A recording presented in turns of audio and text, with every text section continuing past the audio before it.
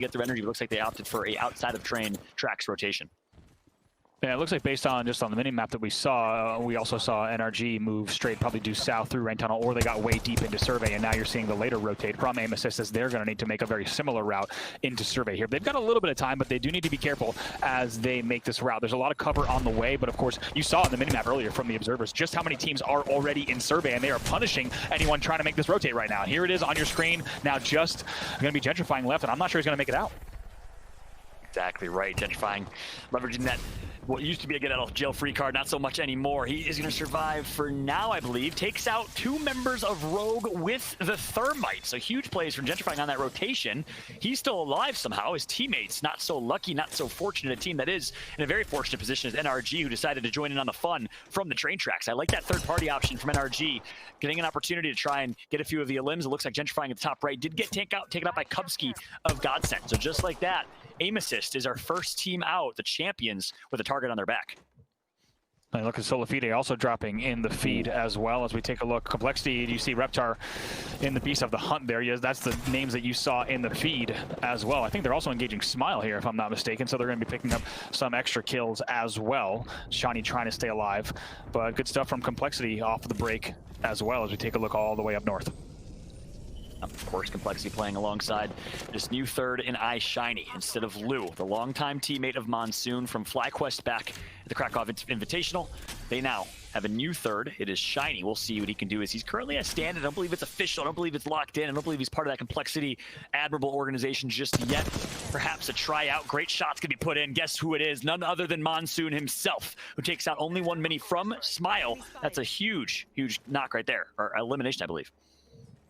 Absolutely. They're going to just be patrolling on this outer edge here of Refinery. They're going to try to control as much of this ground as they can. They know they've got the position. They're going to do a little bit of damage here. If they can get the right opens, they might push. We'll have to see. It's, of course, also going to be a timing push with Reptar every time. It's one of the comps that wasn't necessarily what we saw in competitive Apex. A lot of timing-based pushes, but now that you see a few more aggro comps and a little bit more aggro meta, but whether it's a Revenant Crypto or whether it's just a Bloodhound, those are timing pushes. Keep in mind, whenever you listen to these teams, they're going to be saying things like, how long till your ult? And really, it's not in a defensive way like it usually is. If you're asking, for example, how long a Watson has until her ult, it's a very different question when you're asking Reptar exactly how long till his ult, and we've seen them win tournaments and big games in the way that they do on those timing pushes, so look for Complexity to pull that off. And bro, I love that breakdown right there. You know, it's a timing comp in a much more aggressive offensive way than a timing comp in a defensive way, perhaps with the Watson. So again, it's what you like to see. We have the healthiest Apex Legends legend meta that we've ever seen. And guess what? It was Complexity who started that trend by picking up Bloodhound, by opting for a Bloodhound, realizing it works for their team play, their style. And guess what? We have a chance to actually listen in with Complexity's gameplay as it currently stands. One of the most communicative team in Apex. Let's take a listen. He's on gold, 53 gold. I don't think we can push this either way. Like, we just wait for them to not be safe. Yeah. I'm getting charged in the back now. LG, I'm at 150. What characters are they? Gibby Wraith, at least. Wraith. Did that blue body inside toilet bowl have light? No, and nothing. Roger. That's picked clean already by the team that put it in. They're like wrapping pretty wide now. I see them over here. This team is just watching now. They're just watching me with the fucking Gibby still. Yeah, right here. Yeah. They're pretty spread out. They have a Lottie. Lottie Gibby Wraith. Gibby ran back. I'm just gonna hold our southeast here. Yeah. We just hold our compound and make sure nobody can come in. Worst case, we anchor my building, yeah? Yep. Okay. Yep. Let's get ready to rotate to toilet if zone pulls there. Bro, like I get it. You have a fucking boner for me. Hey, can you blame him? Homie right there is doing nothing but shooting at me. Like, come on, bro. That's my boy, dude. Don't talk back to him. Don't call him out. Monsoon confirmed the most hilarious person in Apex Legends. I mean, how to listen into Complexity in multiple ways there. How can you not love the comms that you get out of Complexity? Whether you're just watching scrims or tournament matches, these guys are a blast to listen to, the way they approach the game. You know, Monsoon's gassing up Reptar. He's got his back. I love it. I absolutely love it. I love it from just a competitive I mean, here's the thing. A lot of people think Monsoon's just a giant troll and because he's hilarious, but this is the most serious man you'll ever meet. He is so incredibly serious about his approach to Apex. I love his approach. It is exactly what you'd expect from a professional. At the same time, he has fun. He has fun doing it. He keeps things fun for the team, recognizing, hey, we'll perform better if we're having fun. Complexity has that sauce, has that style. It's fun to listen to their gameplay, both to see what they're doing and also to just laugh at what they're saying. And now here's what's interesting about the TSM side, just because they are holding top stairs, and whether it's over at Sorting or whether it's Refinery, we've seen them hold this exact part of this structure type, if you will, time and time again. Now, it's a little bit different because if they're running a traditional standard comp like we've always seen, this is a pretty straightforward hold, and you know where they're going to hold and where they're going to teach you. But instead now, running a Crypto Revenant with this type of hold, I mean, they're playing an early rotate, they're holding that advantageous position, but how they time that Revenant Crypto EMP as well as Totem is going to be really interesting in a situation like this. They're going to have to be very careful. They're going to have to be pretty aware of who's around. So one thing I'm definitely keeping an eye on Fallout is how does TSM use this comp in this situation? We've seen them so many times in their traditional comp, but not necessarily with this newer aggro comp. Yeah, that's exactly right. We kind of questioned it earlier. Is TSM's going to have to change their play style a little bit. They're so used to playing for position, set up, defensive with that Watson. Not running a Watson anymore. That's a big change for TSM. We have to see if their gameplay is going to change to follow. Meanwhile, on board with Rogue, we saw them get knocked earlier by the hands of a gentrifying Thermite. They're all back in this one, and it looks like Complexity is going to take out NRG, and it looks like Rogue's in the mix as well. So we have Complexity, NRG, and Rogue in a three-way fight right now. Looks like Rogue and Bazooka's team thrown in the mix as well, I believe. Just like that drop, going to take out 2 from NRG. All of NRG eliminated from this one. We're down to 13 squads.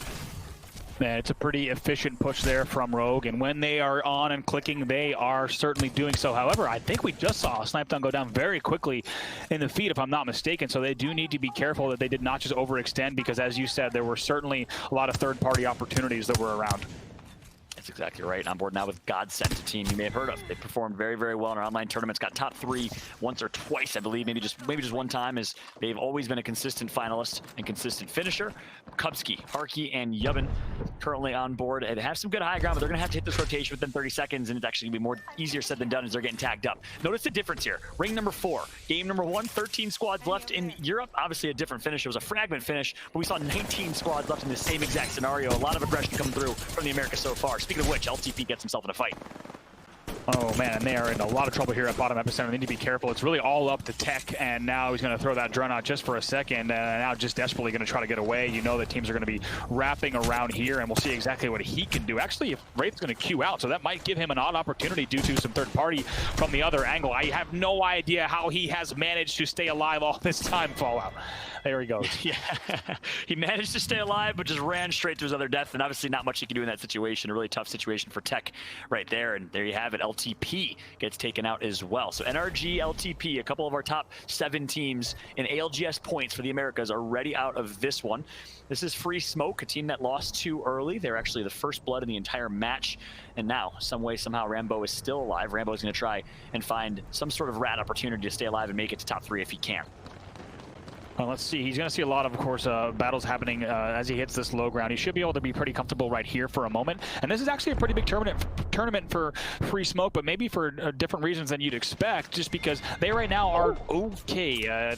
Unfortunately gets picked out, and that's what you deal with when you are that late to the Refinery party. But what I was about to say is they're 20th ranked team in terms of overall standings in this lobby, so if they do want to kind of stay part of that top 20, that coveted top 20 spots, they need to make sure that they perform here today in Super Regional number 3 Fallout. Yeah, Free Smoke, undoubtedly the one team we don't know a whole lot about. So anything's possible with this squad. An amateur team looking to work their way to the professional ranks with some consistency. I love that beautiful rat cam angles. We saw him get eliminated on the rat cam. He gets taken out. So Free Smoke, not the best start for them, but we're now on board with 9 squads remaining, back with Godsent. This is a multi-stacked, multi-layered type of situation in Refinery. We often see NRG hold this exact position. They're obviously out of this, but you're going to see a couple teams hold the bottom layer, the middle layer, and the top layer of this small building over here towards Refinery, currently Godsent on the low part of that. Absolutely, and this is a place, especially once if you have a Watson, very viable to play. And as we said earlier, not necessarily an area that on paper looks like it might be powerful, but just because of the sightlines and limited angles, and honestly because of Watson, it makes places like this viable in these scenarios here, as we are well into our top 10 now. Yeah, also you just saw on screen, TSM still alive in this one. We have to keep hyping this storyline up because it's a big one. TSM, despite all the success they found with that Pathfinder, Wraith, Watson composition, 5 in a row in terms of championships, the best dynasty in Apex Legends so far. Undoubtedly, they're going to change it up. I love that approach. It says so much about them. They have not found the success they want, and they're willing to change. Meanwhile, it's Complexity that's going to get some intel here. Needs to be careful in this fight. Needs to make every right decision. If they don't, they can find themselves in a third-party situation. Here goes TP from Mon. Let's see exactly where he throws this down. He's going to make this team able to get into this mix. Going to try to climb up just a bit, but actually Q ran into a little bit of trouble there. That TP looks like not going to be safe. Going to go ahead and get back with the team. Yeah, that's exactly right. Now his team's actually in a pretty rough spot as well. They're going to get tagged up. Meanwhile, TSM, with that a new aggressive Crypto and Revenant comp, is going to pick up another 2 eliminations. So it's going to be Team Zeratricky who gets eliminated out of this one. TSM has come to play with this new composition. So far, it's working well for them, but the question is, how can they finish? 8 squads still remain. Complexity is still alive. They're going to have to get through a Bloodhound. Of course, Complexity with their back against the wall right now. And actually, look at that. That's actually going to be Xenial who's actually going to get that down on Reptar. Complexity in a really tough spot here, but look at Sentinel still on that triple purple that they were on way earlier in the game, all the way by tree. They've made the long rotate. They've kept all their armor. Surprisingly, didn't find anything different along the way. However, they're going to be happy to be here with the armor that they do have. Yeah, good positioning for now for the next 50 seconds, but look at this circle, Brob. It's the middle of nowhere. Teams that are in Refinery already will be in a decent spot. Teams that are outside, unlike our unfortunate Complexity squad right now, are just going to be getting absolutely ripped by this 3-burst Prowler coming through from TSM. Again, the story of TSM continues to be how well they position. The best prediction of this endgame ring of any team. TSM is well positioned to win this one. Right, and there's your answer on exactly how they're going to play it. They're really just going to play that roof on position. They made sure that no one could even come anywhere near the height that they had, and as you saw, quite a few kills already to their name here at this point. Take a look here at a little bit of a massive and a prayer here. Let's see exactly how this will go down, but Sentinel's a team we still have to worry about for sure, but TSM has done well to not only establish presence at the top stair location, but as you said, also just really, looks like not even really leaning or relying on the comp, but instead still relying on that early rotate that got them that position. The red rotation is going to come through from Sentinels. They got to be careful. Godsend is to their left. There was another team that was stacked with Godsend as well. Here comes the fight. Good shots put in so far. But guess what? It's still TSM that's picking up a couple kills on Prodigy, Aces, and Co. Sentinel some way, somehow is able to get inside the ring, but it is TSM absolutely raining fire on the entire lobby. They are playing near perfect with this new composition. You'll love to see it if you're a TSM fan. Imperial Hal, Reps, and Alberlelli on top right here, right now. I mean, you saw Sentinel trying to climb, and they climbed right into a TSM. Like you said, they're just raining hot death from up top, and my God, we've seen them do it before, but did Hal and TSM call that circle perfectly? They knew exactly where to go. You can bet that they've encountered this in scrims quite a bit here as we go to our top 4 squads here, Fallout.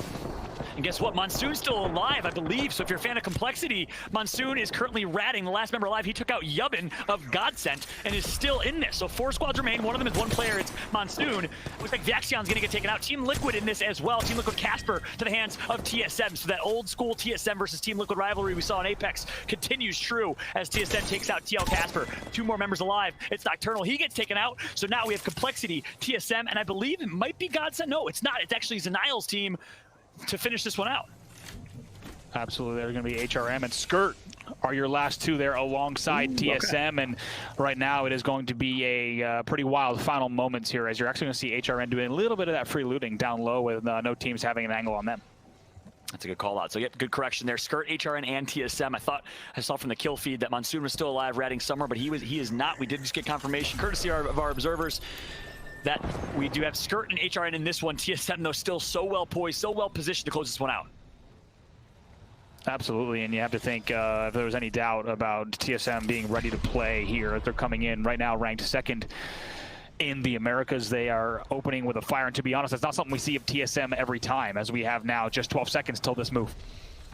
Yeah, we're used to seeing TSM play positioning, maybe get 7, 8, 9 kills. 15 kills currently for TSM. But here comes the push from Skirt, another former champion of our online tournaments and ALGS series, as now it's actually going to be Skirt that somehow gets the high ground here. Not the ultimate high ground, but sorry, somehow able to get within the building that we just saw Revenant from TSM holding. It looks like Alberelli decided to give that up, play for ultimate high ground, and that ultimate high ground here, Bravo, should be enough. An interesting finish, though, is we have a top of building, mid and bottom building to close this one out. Absolutely. Look how much the train is making this difficult. Oh my goodness, you would not expect the train at the last second. And of course, there's going to be, we need to start looking at heals because heals are going to start coming into the fray here. Actually, there's going to be some totems here for the side of TSM as they get ready to drop. And then we'll have to see if they actually make the decision to drop. They're actually going to do so. Abilele is still up. We actually have reps still in the totem as well. And they should be able to close this one out. But instead, now taking a look at the heals, as I said, we're going to need to keep an eye to see where those med kits are at as things are now thinning out. It is a heal off in the end. TSM, we do see one player going down, Hal still up, and in the end, it's Skirt who wins the heal off. Unbelievable.